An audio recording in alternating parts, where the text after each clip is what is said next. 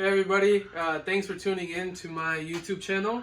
The name of the YouTube channel is called Motor Scream. My name is Zahir, and this is my new project. This is a 1997 Toyota Supra Targa. I'm gonna, insert a bunch of clips, while we're talking about this car. And my main reason to kind of, show this is to document the build and take you guys along in the journey to see, where this started from, how I got it. And I think it's been about 3 years since I've had it. So we'll see where it goes, and we're going to take you along. We're going to do dyno pulls. We're doing a bunch of upgrades right now. We're going to take it to cars and coffees. We're going to do meets with it. We're going to do pulls. We're going to do everything that we could. And so we'll see where this goes. But this is my 97 Toyota Supra. It's a full GTE swap. It's also a VVTi motor. And I got it about 3 years ago. I bought it in Wisconsin, and it was in pieces. We basically put it together once it came back to home. I live in Chicagoland. So me and my buddy put it together. Me and my brother, kind of everyone that was into cars at the time, helped me put it together. We got it running, and it ran fine for a few months. And then I had the motor pop on me because of a timing issue. So I'll post, pictures and videos in the corners somewhere for you guys to see that while we talk about, where it's at today. But basically, once the motor popped, I had a local guy rebuilt it for me. And then from then on, I kind of was, really didn't know if I wanted to sell the car or keep the car. But then I decided to keep it and kind of just went balls to the wall. So if you want to come close to me, I will show you what's going on with the car. But basically, it's a 3-liter built car. It has BC 272 cams. It has Ferrera valves. It has a 9.5-to-1 compression ratio. And it has a PHR S45 turbo kit. It has a Precision Gen 2 6870 with the T51R mod. Dual wastegates. We tried to powder coat everything black in the engine bay just so it kind of looks good and it's kind of contrasting off of the red. The car is Renaissance red. It has been, touched by a lot of people in the paint and body department. So I do have videos of the car getting polished and ceramic coated, which I will add, and that'll be in a future video as well. And so right now what we're doing is we had a stock intake manifold, which I can show you guys here. Had a stock intake manifold on it. This is the upper, that's the lower on the floor. And my friend Julian behind the camera is the one who's doing this, so helping me out here. But we're going to replace it with the MCC Loyalty front-facing intake manifold. So this should give us maybe, I would say, like 50 to 70 horsepower more once this is installed. Along with that, we have their fuel rail, which is really nice.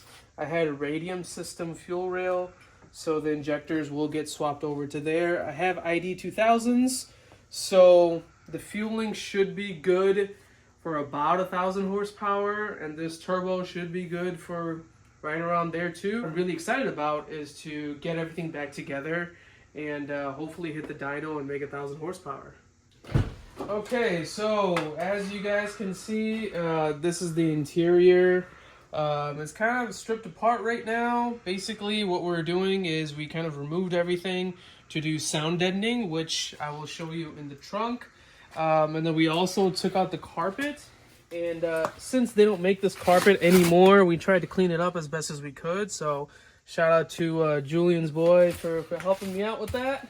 And then we also got the seats redone. So the leather is brand new on it, and we got these from Riddy's. So we tried to match it and keep it as OEM as possible. Let me pop the trunk. Pop the trunk.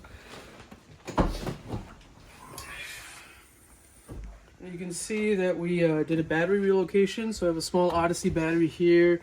And we had to do this in order to get the new intake manifold to sit properly, because I guess the cold side piping would come in the way of the stock battery, so I had to move the battery to the back. And then you could see all of the sound deadening that Julian did for us, so big shout out to him. We got all the trunk, foam pieces back together.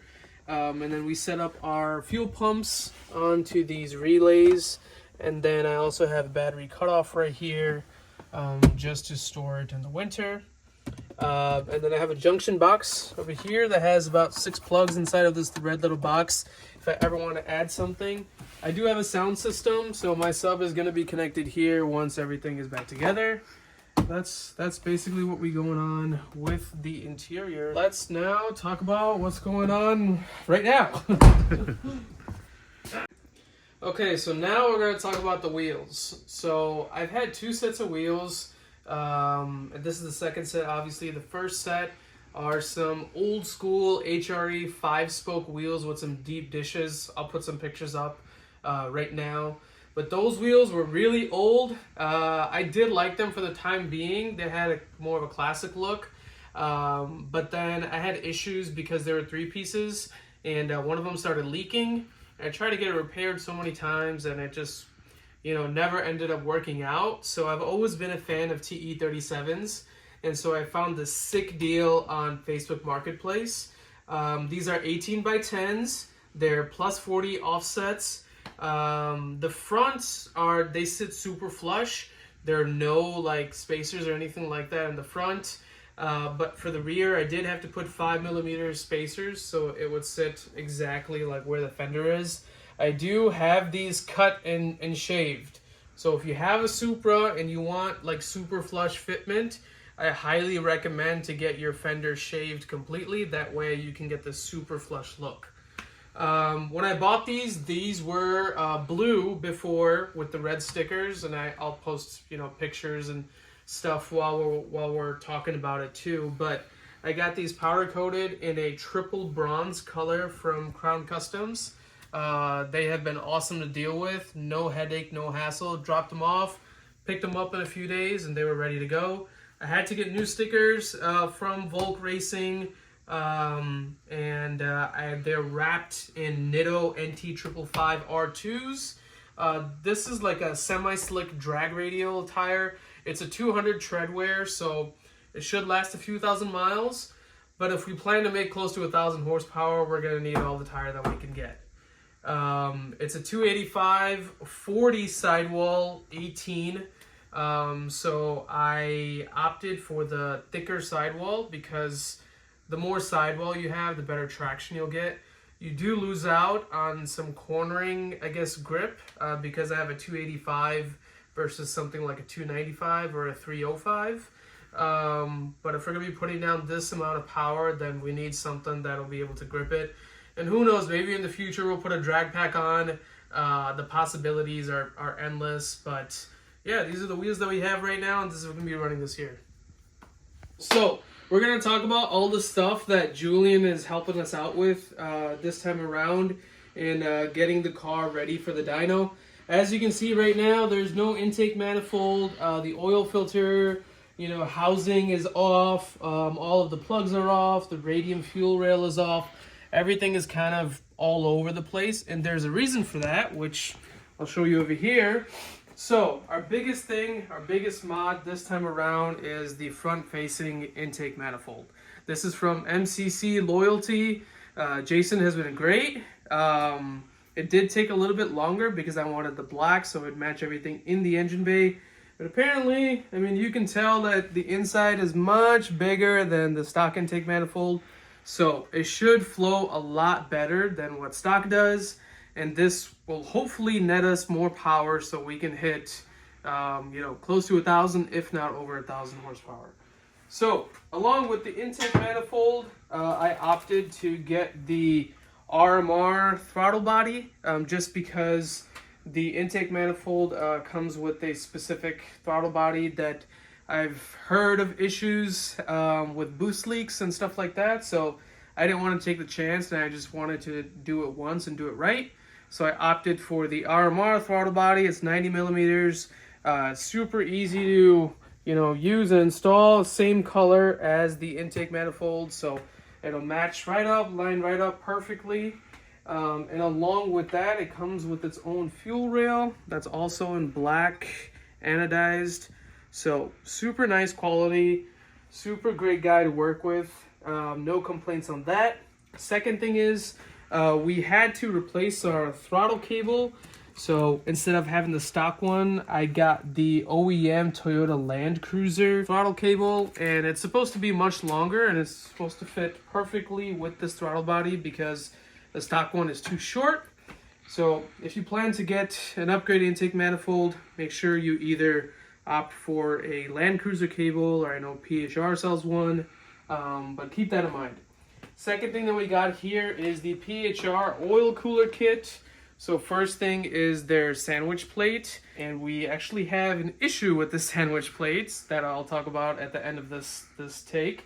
But we got sandwich plates, and we have their, I believe it's a 40 roll oil cooler. It comes with all the brackets and bits and pieces that we have here.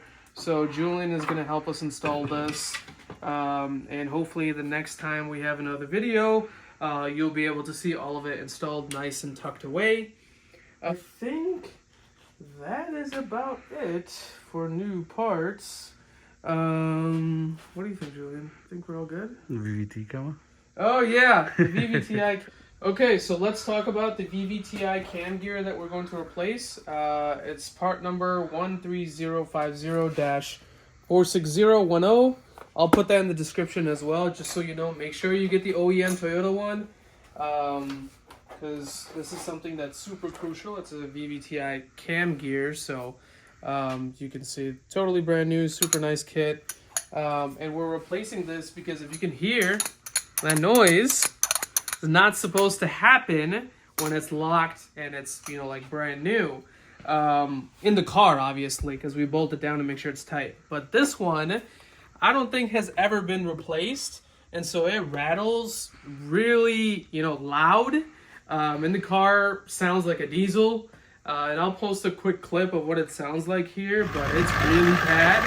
And with tuning adjustments, it still will make that noise, that clacking noise. And so we're going to replace that before we get onto the dyno, and hopefully once we replace it, that noise will go away. So that is one thing that we're here for. Julian is going to help us install that. The next thing that we're going to talk about is the PHR oil cooler kit. This is the sandwich plate, and unfortunately we're having issues with this today, and that's why I'm here today, is because we have two oil pressure sensors, one that's for the stock dash light and one that goes into our AEM ECU. And both of those, as you can see here, go into the stock oil filter housing with this bolt that goes directly into the block. Now, these are 1/8 NPTs that have been teed off and added onto this. But unfortunately, you can see on our sandwich plate here, there are no provisions at all to add any type of sensors or anything, unfortunately. So I had to order another one, and I did reach out to PHR, and they did say that they're coming out with their own, and they would swap this out for me for free, which is really nice of them. They make great stuff, but unfortunately, we are on a time crunch, and so I 2-day shipped another one from Chase Bays that has provisions for those sensors. So once that comes in, hopefully that'll be in the next video, and if all goes well, we should have a video coming out, another video with everything installed coming out pretty soon. Also, if you decide that you want to do the PHR oil cooler kit and you have a GTE motor with the stock oil cooler still there, you're going to need a coolant bypass hose that PHR sells. I think it's 20-ish bucks. And the part number is there, 01010637. It's an oil cooler bypass kit. Basically what that does is on the engine, this hose has to come off here, and so does this. And that bypass hose is going to connect from here to there. And that's for coolant. So you can either spend the 20 bucks and get this. Or if you're in a pinch, you can weld it shut and put a plug on the other end, call it a day. I just, wanted to do it right and do it once. That's why I didn't want to deal with, doing all that. I've also heard if you get a GE coolant pipe, that it does not come around the driver's side too. So that's something that you guys could look up on Supraform. But this was the easiest option. I had a friend who had this already, so I just went and picked it up. But yeah, if you're going to do the oil cooler kit, make sure you do get this bypass. And then also, if you're planning to run any extra, sensors, whether that be oil pressure, oil temperature, anything like that, make sure you opt for a different sandwich plate until PHR comes out with their own. And this weekend, we're supposed to tow the car to get a new cold side pipe done. And today is Wednesday at midnight. So I ordered another sandwich plate from Chase Bays, and I try to ship it here as quickly as possible. So if that comes in and if everything is on time, we'll have our second video pretty soon here. But for now, thanks for watching. If you can, please like, share, and subscribe to my channel, MotorScream. I'll be posting this up all over my social media, my Instagram, TikTok, YouTube. And if you guys like this type of content, do let me know in the comments below. Give it a thumbs up, like the video. And if we do get a lot of response, then, we'll start pumping out a lot more videos.